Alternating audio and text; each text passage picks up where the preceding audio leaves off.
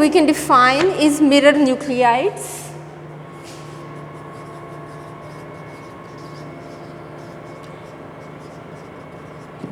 Okay, so mirror nuclides I defined as two nuclides having the same number of nucleons each, but where the number of protons or neutrons in one is equal to the number of neutrons or protons in the other. So, we can have examples like, let us say, nitrogen 7, 13 and 6 and carbon 13, 6 and 7. So, you can see that in this case this is the number of protons, this is the number of neutrons and this is the total number of nucleons. And you can see these have reversed in both these nuclides. So, these are known as mirror nuclides because they reflect like a mirror. The number of neutrons here is the number of protons there, and the number of protons there is the number of neutrons here. You can have other examples as well, like for example calcium, you can have 39, 20 and 19, and phosphorus 39, 19 and 20.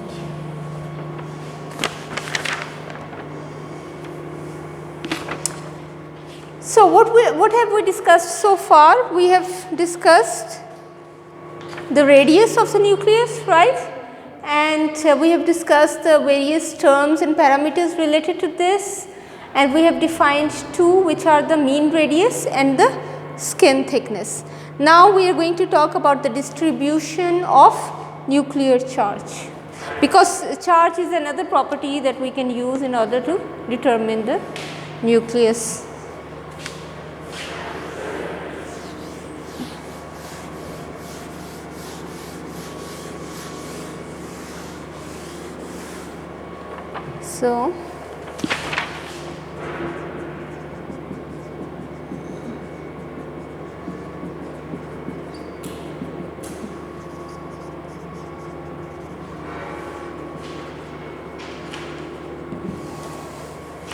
So, the method used for determination of size and shape of an object is to examine radiation scattered from it. So, a very standard way to try to determine these properties is to try to bombard a material. Let us say this is a material, you bombard it with a particle and then you study the radiation that is scattered around. So, you have experiments like this, for example, the Rutherford scattering experiment that was designed, and in that case he was bombarding alpha particles on a thin gold foil, and then he was studying the radiation that was emitted, that was scattered, and with the help of that he was able to define his model of the atom and the nucleus. So, this is the same concept that we use in the case of a photograph. When you are taking the photograph, what are you doing? You are doing the same thing, you are bombarding particles. Which particles are you bombarding? When you are snapping a photograph, you bombard particles on your object of study, it is a person or somebody or anything else, you are bombarding particles. These particles are photons, right, and photons and these photons interact with that object, whatever it is, and they get scattered, and as a result you get your image. Okay.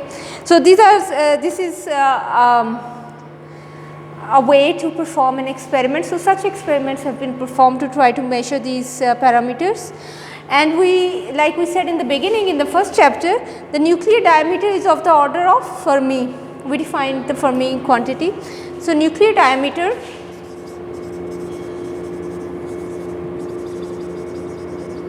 is approximately, let us say, around 10 femtometers, right, and corresponding to this we have the momentum,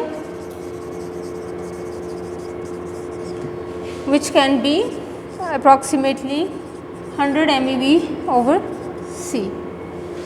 So, beams there can be different kinds of experiments that can be performed.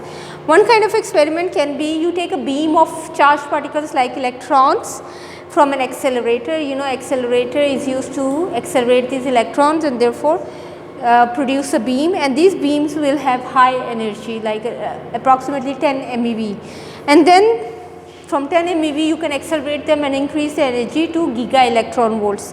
And then you can bombard a material with this and perform a scattering experiment and then try to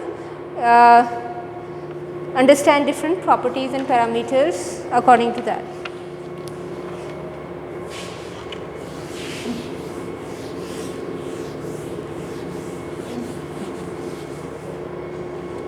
So, we just talked about an experiment in which the particle here will be a beam of electrons produced from an accelerator and you are bombarding it.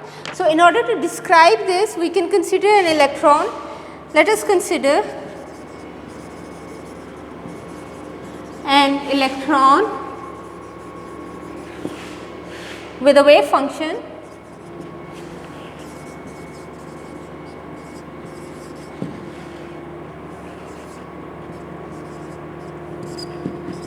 So, we can describe the electron with the help of this wave function, and correspondingly we can define the momentum. This is the wave function, and then we can define the momentum, which will be h bar k I, and therefore we can write the wave function is equal to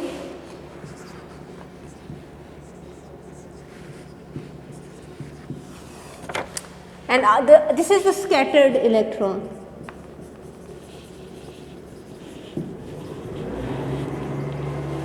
Okay, this was the initial electron, and here the momentum is equal to is Pf is equal to h bar kf, and the interaction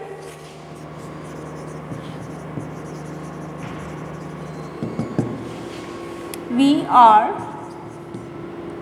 converts the initial wave into the scattered.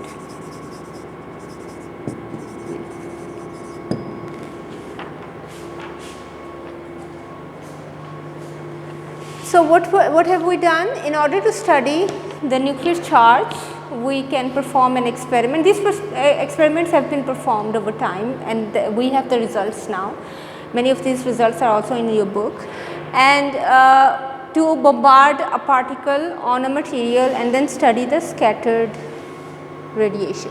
So, one example is in which we bombard electrons, very high energy electrons which have been accelerated by an accelerator, and we bombard them on the material, and we can define it with the help of the wave function and the momentum, and then we can see what happens before the interaction and what happens after the interaction. So, the first part represents the electron before the interaction, and the second part represents the interaction after the scattering of the electron.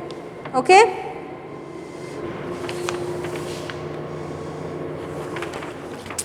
Okay, can you take a picture now?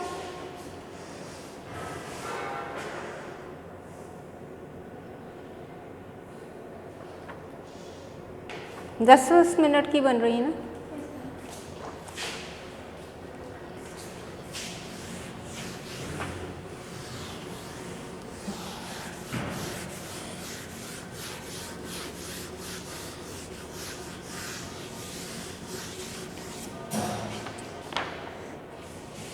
So, I will just do a little recap of some equations. So, for example, on page 12 on the principles of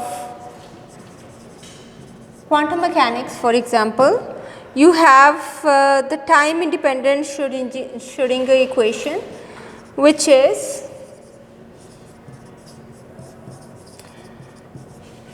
so Vx is the potential, psi x is the wave function, and this is equal to E into psi x. So, I am just I am just giving you a summary of this. We are not going to derive it and go into too much detail. We are just going to use it a little bit. So, this